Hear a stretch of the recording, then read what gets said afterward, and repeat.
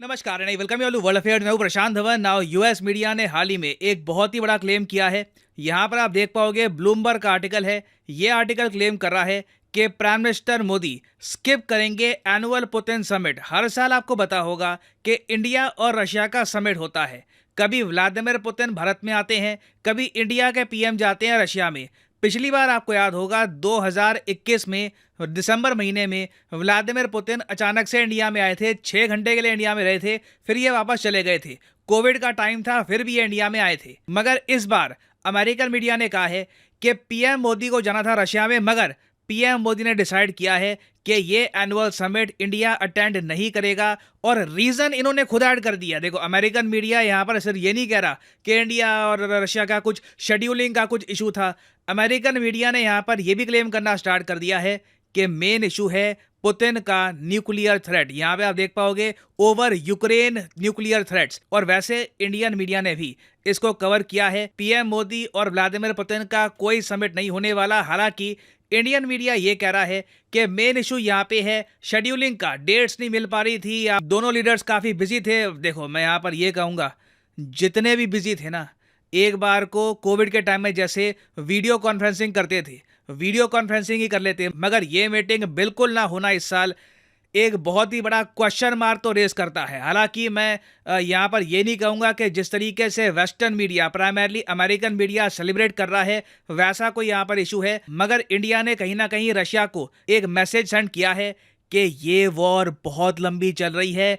10वां महीना स्टार्ट होने वाला है। एक्चुअली 10 महीने हो चुके हैं यूक्रेन रशिया वॉर को। अब ये वॉर फाइनली खत्म करो। और जहां तक बात हुई न्यूक्लियर थ्रेट की, अमेरिकन मीडिया तो कह रहा है कि जैसे ही पुतिन ने यह कहा कि न्यूक्लियर रिस्क बढ़ रहा है, हो सकता है कि न्यूक्लियर बॉम्ब्स का यूज करना पड़े, उसके बाद इंडिया ने डिसीजन लिया है। That is not correct.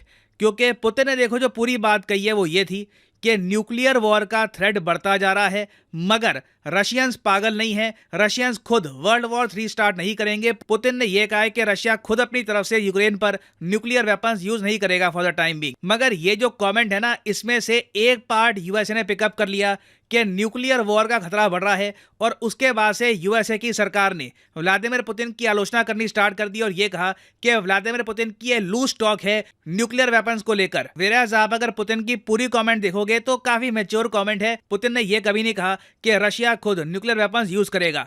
और अब इंडिया का कंटेक्स्ट देखिए। इंडिया का कंटेक्स्ट यहाँ पे बहुत ही इंटरेस्टिंग है। इस साल ना पीएम मोदी और व्लादिमीर पुतिन की जब से यूक्रेन वॉर स्टार्ट हुई उसके बाद से ये पहली मीटिंग थी। दोनों लीडर्स मिले इंडोनेशिया के बाली में। दौरान बहुत ही कोल्ड मीटिंग हुई। दोनों लीडर्स जिस तरीके से गले मिलते हैं, इस बार गले नहीं मिले। और पीएम मोदी ने व्लादिमीर पुतिन के सामने डायरेक्टली ये कह दिया कि ये जो युग चल रहा है, this is not an era for war. ये वॉर अब खत्म करने का टाइम आ चुका है। और एक इंटरेस्टिंग बात देखिए, व्लादिमीर पुतिन ने खुद कभी भी इसको वॉर नहीं कहा। पुतिन आज भी कहते हैं कि इनका स्पेशल मिलिट्री ऑपरेशन चल रहा है इन यूक्रेन। विराज नरेंद्र मोदी जी ने डायरेक्टली कह दिया कि ये वॉर है और ये एक वॉर का एरा नहीं है। इस स्टेटमेंट से ही आपको याद होगा वेस्टर्न मीडिया बहुत खुश हो गया था। क्योंकि देखिए, अमेरिकन मीडिया का, अमेरिकन गवर्नमेंट का एक सपना है, एक बहुत ही पुराना सपना है कि इंडिया रशिया से दूर हो जाए। इंडिया जैसा इंपॉर्टेंट पार्टनर अगर रशिया ने खो दिया तो ज्यादा लंबे समय तक, मतलब आप कह लीजिए कई सालों तक, रशियन इकोनॉमी सर्वाइव नहीं कर पाएगी। रशियन इकोनॉमी को इंडिया की आवश्यकता है। और इस साल आप देखो तो यूएसए को बहुत सारी पॉजिटिव खबरें मिली है रिगार्डिंग इंडिया रशिया रिलेशंस। एक और देखो, बहुत मैं कहूंगा पॉजिटिव न्यूज आई थी यूएसए के लिए जब रशिया ने करा एक बहुत ही बड़ा युद्ध अभ्यास। युद्ध अभ्यास का नाम था वॉस्टॉक 2022। इसमें army, navy, air force, India, China, Russia की सबने पार्टिसिपेट करना था। मगर इंडिया ने क्या किया, अपनी आर्मी भेजी, एयरफोर्स भेजी, नेवी भेजने से मना कर दिया। नेवी क्यों नहीं भेजी हमने? क्योंकि हमें डर था कि जापान बुरा ना मान जाए। क्योंकि रशिया का प्लान ये था कि रशियन, इंडियन, चाइनीज नेवी को ना ये बिल्कुल जापान के जो कुरेल टापू हैं उनके पास लाके खड़े कर देंगे और वहां पर करेंगे युद्ध अभ्यास। इंडिया के लिए जापान बहुत ही इंपॉर्टेंट है। जापान से आज के समय बिलियंस ऑफ डॉलर्स की इन्वेस्टमेंट आ रही है। जापान ने ऑलरेडी कहा है कि 40 बिलियन डॉलर से भी ज्यादा की इन्वेस्टमेंट ये और करेंगे इंडिया में आने वाले 5 सालों में। उसके अलावा आप अगर देखो तो जापान क्वाड मेंबर भी है। दोनों कंट्रीज के रिलेशंस बहुत डीप हैं। तो हम लोग जापान को एंगर नहीं करना चाहते थे और इंडिया का स्टेप बिल्कुल ठीक था। क्योंकि रशिया का अग्रेशन जापान की तरफ लगातार बढ़ता जा रहा है। मैं आपको फिर कहूंगा, ईस्ट एशिया में, एशिया के इस हिस्से में कुछ बहुत बड़ा होगा इस साल के अंत में या फिर अगले साल में। जापान डेफिनेटली कहीं ना कहीं एक मिलिट्री कॉन्फ्लिक्ट में हो सकता है कि इन्वॉल्व हो जाए। ऑलरेडी हम देख चुके हैं, मैंने इस पर वीडियो भी बनाई थी कि जो रशियन वर्जन है ब्रह्मोस का, ये रशिया ने डिप्लॉय कर दिया है डिस्प्यूटेड कुरिल टापुओं पर, बिल्कुल जापान के पास। ये एक सुपरसोनिक मिसाइल है, तो आप समझ सकते हैं कि जापान कितना नर्वस होगा। इन्होंने देखा कि ब्रह्मोस मिसाइल जब गलती से गया, पाकिस्तान बस खड़ा रह गया था, इनको कुछ करने का मौका नहीं मिला, तो जापान भी बहुत नर्वस है आज के समय। तो अभी तक अगर हम देखें तो इंडिया की अप्रोच रशिया को लेकर बहुत न्यूट्रल रही है। हम इनसे तेल वगैरह परचेज कर रहे हैं, मगर व्लादिमीर पुतिन के साथ फोटो खिंचवाना आज के समय एक बहुत बड़ा रिस्क है, क्योंकि ना सिर्फ USA, France, Japan, south Korea, India के बहुत सारे फ्रेंडली कंट्रीज, सब लोग रशिया पे सैंक्शन लगा रहे हैं। दुनिया व्लादिमीर पुतिन के अगेंस्ट खड़ी हो चुकी है। और अब देखना यह होगा कि 2023 में जब G20 समिट होगा तब क्या होता है, तब क्या व्लादिमीर पुतिन भारत में आते हैं। क्योंकि देखो 2030 में व्लादिमीर पुतिन को वैसे तो मतलब आप शेड्यूल के हिसाब से देखें तो इंडिया में आना बनता है, तो वो बहुत ही इंटरेस्टिंग होगा। और अगर आप पूछ रहे हैं इंटरेस्टिंग क्यों होगा, तब तक तो क्या पता वॉर भी खत्म हो जाए, लग नहीं रहा। पुतिन ने संकेत दे दिए हैं कि अभी ये जो कॉन्फ्लिक्ट है ये लंबी चल सकती है, बहुत कई महीनों तक। अभी रशिया कह रहा है हम तैयार हैं, और अभी तो देखिए रशिया का बेस्ट टाइम आने वाला है।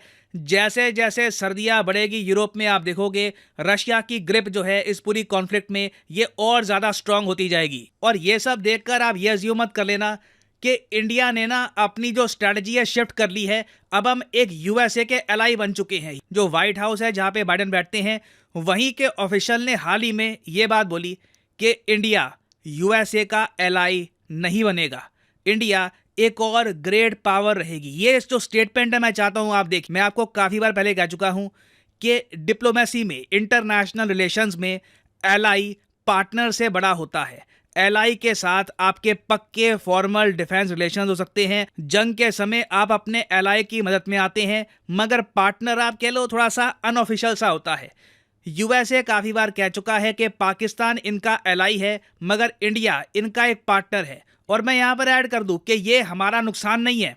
व्हाइट हाउस के स्पोक्समैन ने आगे ये बोला कि हम तो चाहेंगे कि एलाई बन जाए, हम क्यों नहीं चाहेंगे कि इंडिया हमारा एलाई बन जाए, मगर इंडिया अपने आप में एक ग्रेट पावर है। एलाई बनना होता है किसी कंट्री का कि आप ऑलमोस्ट उस कंट्री के सामने थोड़े बहुत झुकते भी हो, आप एक्सेप्ट भी करते हो उस कंट्री की प्रोटेक्शन। इंडिया के बारे में यूएस खुद कहता है कि हम मानते हैं इंडिया एक कंप्लीटली इंडिपेंडेंट कंट्री है, अपने आप में एक बड़ा केंद्र है दुनिया में पावर का। तो काफी चीजें इंडिया अपने हिसाब से करेगा, मगर फिर भी अमेरिका मानता है कि आने वाले कई सालों में यूएसए का सबसे इंपॉर्टेंट रिलेशनशिप रहने वाला है दुनिया में रिपब्लिक ऑफ इंडिया के साथ। तो जो ये न्यूज आ रही है, जिस तरीके से अमेरिकन मीडिया प्रोजेक्ट कर रहा है, ये देखकर कंफ्यूज मत होना। बिल्कुल मैं कहूंगा कि इंडिया ने एक मैसेज सेंड किया है रशिया को कि ये वॉर बहुत लंबी चल रही है, मगर इसका मतलब ये नहीं है कि इंडिया अब एक प्रो यूएस कंट्री हो चुका है और यूएसए का सेलिब्रेशन करने का टाइम आ चुका है। और फाइनली यहाँ पर मैं ये भी ऐड कर दूं कि आप किसी भी एग्जाम की तैयारी कर रहे हैं, चाहे SSC, UPSC, bank, any examination, comment section में जाइए, यहाँ पे आपको मिलेगी list. For example let's say आप प्रिपेयर कर रहे हैं फॉर यूपीएससी, क्लिक करिए यूपीएससी के लिंक पर और यहाँ पे आप परचेज कर पाएंगे अनअकैडमी का यूपीएससी कोर्स। सिंपली यहाँ पे आपको क्लिक करना है प्लस पर, और यहाँ पे जो भी प्राइसेस लिखे हैं ये पे करने की जरूरत नहीं है। सिंपली यहाँ पे आपको कोड यूज करना है PD10 और अपने आप प्राइसेस गिरना यहाँ पर स्टार्ट हो जाएंगे। You will be able to save a lot of money, so use the code PD10 and start saving money. So इसी नोट के साथ ये है वीडियो का अंत। Thank you for listening and as always God bless you all.